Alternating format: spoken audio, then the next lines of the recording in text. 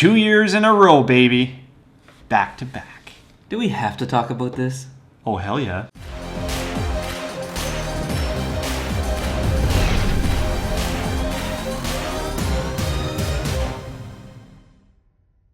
Hello and welcome to Post, the channel where we discuss all things hockey and all teams. I'm sad that we have to make this video. You're happy that we have to make this video. Neither of us got barely any sleep last night because obviously the Pittsburgh Penguins won the Stanley Cup over the Nashville Predators in Game 6. What are your thoughts and how happy are you right now? I am still very pumped up. I slept 2 hours last night. I went to bed around 2:30 a.m. Atlantic Standard Time, and then I was up at 4:30 to get ready for work. So I'm kind of on a caffeine / lack of sleep rush, but It's all worth it. I feel you. All worth it.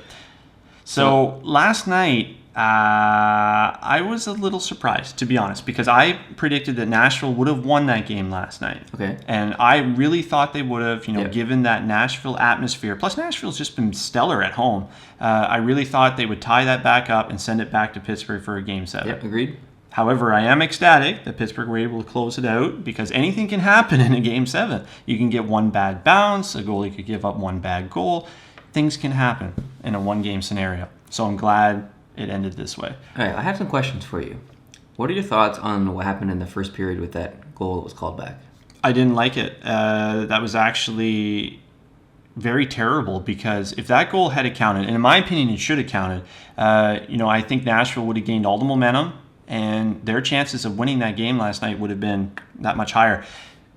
All blame goes on the ref because he was in a terrible position when Murray made that initial save. He should have been down low behind the goal line or behind the net completely because where he was, his vision was totally cut off by Murray. So if the puck had to come through, which it did, to the opposite side of Murray, he couldn't even see that puck there. Yeah. So he lost sight of the puck, so he assumed Murray had it, and the intent was there to blow the play dead. Yeah, he was way over in the corner. Yeah, I don't know what he was doing over there, in all honesty, but he should have been down behind the goal line. And to me, it's just one of those unfortunate situations. But you do see that every single season where, plays are whistled dead. Meanwhile, the puck is still in play, but the ref has lost sight of it. Yeah, exactly. And even if he hadn't have called or blown his whistle and the puck had have gone in, they could have still called it back because of intent to blow the whistle. Right. So, it could have gone a few different ways there, depending on just a couple split seconds. But yeah, he was in a terrible position. Yeah.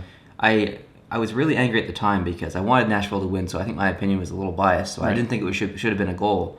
But the more I thought about it, I felt like I was being biased, so I thought maybe it was the right call, and I was having a conflict in my head of what the right call should have been. But yeah, it's unfortunate. I feel bad for the Nashville fans, and that a call like that was potentially the decision maker in the most important game of the year for both teams. So, well, I don't know if it's an outright decision maker, but it's a big reason. Yeah. That's for sure. To me, the real decision maker was Game 5. I don't know what Nashville team showed up to Game 5, but it wasn't the Predators that we were used to seeing in this series. Well, yeah, by any means. The Predators didn't score a goal in the past 2 games, including the game last night. So, it's unfortunate, but yeah, it really is. And there was a part of me that was obviously happy that goal didn't count as a Pittsburgh fan, but as a hockey fan first, I hate seeing stuff like that because to me that was, the wrong call because that play should not have been whistled dead.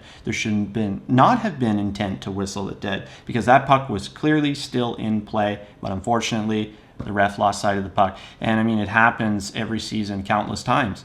And plays like that. Murray was still moving. He was still trying to find the puck very clearly. I don't even know why he blew the whistle. To me, it was clear that, Murray didn't have control of the puck and he wasn't covering it. So it was a very fast whistle. Yeah, I'm not sure why he called that, but anyways, we'll leave it there. That's over for now. Next question. There's a lot of Pittsburgh fans online talking already about a three-peat next year winning the Cup. What's your thoughts on that, and do you think fellow Pittsburgh fans should be looking that far ahead with confidence? Oh, no way. Not this early on. Plus, with the expansion draft and, of course, being in a salary cap era, what the Penguins have done is remarkable. It's going to go down in history because I don't see another team going back-to-back in a salary cap era for a very, very long time. That's how difficult it is. And Pittsburgh has a lot of guys that are going to be hitting free agency at the end of the year. So between that and the expansion draft, the Pittsburgh Penguins are going to look very, very different next year. So the odds of them going for a three-peat is, as you said, very slim in my opinion. And also, they're in probably the most competitive division They are, yeah. in the league. Well, they were last year. Things could change next year, and it usually does. So we'll see. But I mean, you've got Washington, Columbus is probably just going to get better. I mean, they got experience. And there's Philadelphia could be scary next year. Who knows? So it's going to be interesting next year to see how Pittsburgh does. But we don't know anything as of yet. We're not going to make any predictions. We have no idea what's going to happen in the offseason with the draft, free agency day. We just don't know. So It's way too early. Way, way, way too early. No one should even be talking about it right now.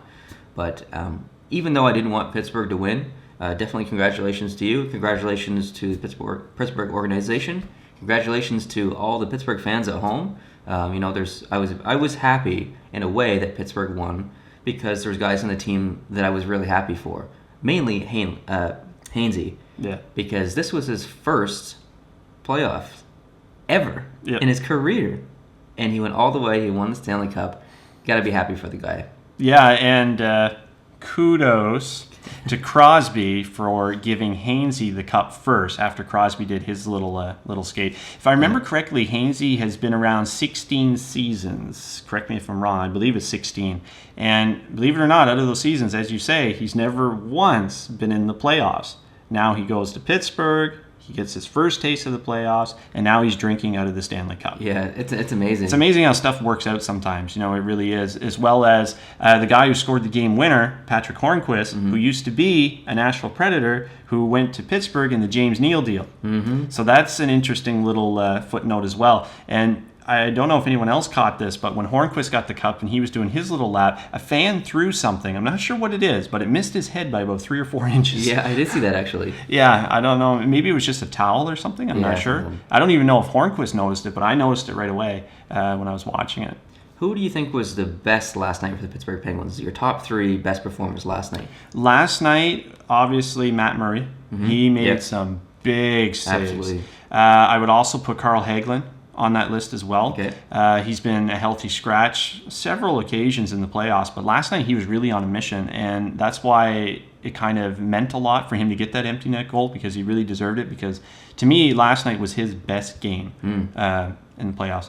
And someone else I found who stood out a lot last night would have been Matt Cullen as well. The guy he had block shots. He was awesome last night. Yeah, and he was the only guy that was giving them any hope for winning a face-off, because Nashville was killing them in the face-offs last night. I mean, at times Pittsburgh couldn't win a draw to save their lives. Yeah, it was very apparent that Nashville was dominating the circle last night. Oh, it was so one-sided. It was ridiculous. But Matt Cullen is one of the best, and especially when they're doing draws in the defensive zone, they're always trying to get Cullen out there in order to win that face-off and then get him out and get the regular line combos back. But yeah, if I had to pick 3, it would be those 3. So let's shift over to Nashville now. I thought Pekka Rinne played absolutely amazing last night. Yep, but he really did. He was the most inconsistent goalie in any series I think we've seen in the entire playoffs this series. Right. What's your thoughts on him, and do you think he can get the team back there next year?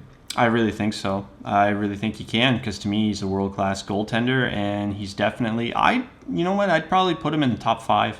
Yeah. I wouldn't put him in top 3, but I'd put him in top 5 in the NHL. That's how much respect I have for Pekka Rinne.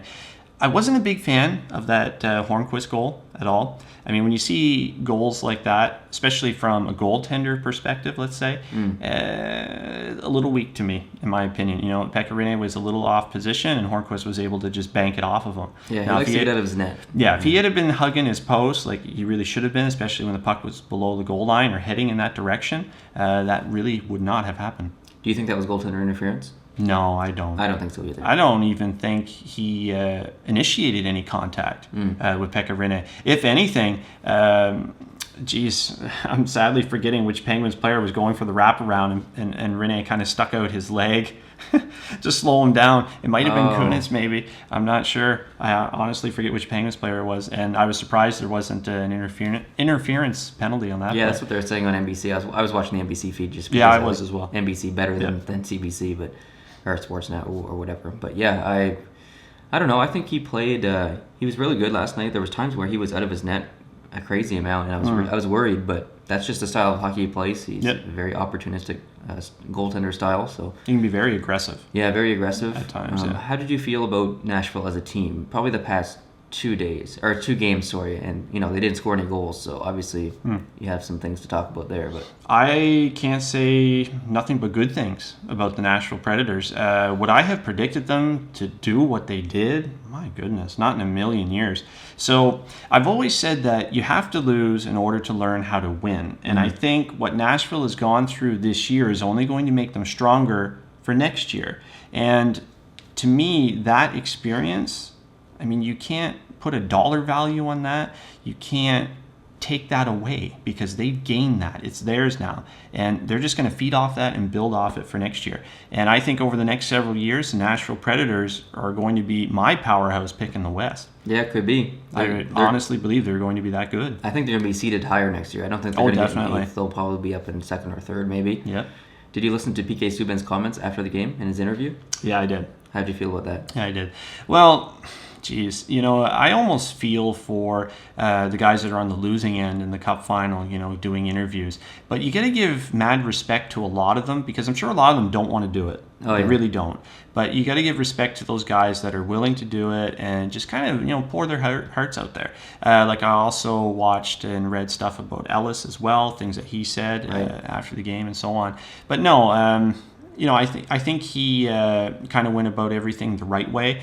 I don't really like what he did with the whole, bad breath comment about Crosby and so on. Because to me, what Subban did there is he kind of poked the bear. He kind of woke the sleeping giant. Because until that happened, Crosby was almost a non-factor in this series, in my opinion. But then after that incident occurred, it seemed like he had a lot more motivation. Yeah, PK Subban likes to poke the bear. Yeah, but I can kind of see PK Subban's reasoning for doing it, because maybe it would have threw him off his game a little bit. Instead of him having to concentrate on the next game, the media is now bombarding him with the bad breath story. Yeah. So I can kind of see some reason behind it too. Yeah, definitely. So transitioning back to Pittsburgh, Sidney Crosby won the Conn Smythe Trophy last night. What was your thoughts on that? I didn't like it. I didn't like it either. I thought that Malkin may have won it. Now, I am a huge Crosby fan, Pittsburgh fan, and for me to say that I didn't like it, I mean, that kind of speaks volumes. He had a good playoff. He did. Oh, yeah, he did. He was 1 point behind Malkin for the playoff lead. However, for me, I would have really leaned towards the rookie sensation, Jake Gensel. Yeah, he was awesome. 13 goals in the playoffs, and he scored some big ones. And if it wasn't for his contribution, Pittsburgh would not have repeated as Stanley Cup champions. I would also give a nod to Malkin, and I would also give a nod to Matt Murray because he shut out Nashville in the final 2 games to close out that series. Yeah, definitely. And that was huge. Yeah, it was interesting. I don't know if I've ever remembered there being a goalie switch halfway through the playoffs between Fleury went to Murray and a team win the cup. Do you remember a team ever doing this before? I'm sure there is, but I just can't. Not off the top of my head, remember. no. I really don't. I mean, I'm very happy for Fleury because he deserved it. He got them by Washington. He was amazing in that last game and in Game 6, Game 7. So. Yeah, I mean, I'm very happy for a lot of Pittsburgh players. I'm sure you're very happy for a lot of Pittsburgh players. You're going to enjoy your success now, or the team's success. And I think you're going to buy possibly a hat. Oh, definitely, because I have the championship hat from 2009. I have the championship hat from last year, so now I need the championship hat for this year in order to complete that trio. And also, I need to note that Phil Kessel is now a 2-time Stanley Cup champion. He is 2 for 2. Amazing. Phil Kessel. The Phil Kessel effect. Yeah, the Phil Kessel effect. I was kind of on the fence when they pulled the trigger on Phil Kessel. But at the same time, I'm not really sure what Toronto was thinking because they never really gained anything from this deal, in my opinion. Plus, there is even salary retained. Yeah, exactly. So, and now Phil Kessel is a 2-time Stanley Cup champion. It's a great deal for Pittsburgh, that's for sure. Oh, my goodness. It really solidified their depth.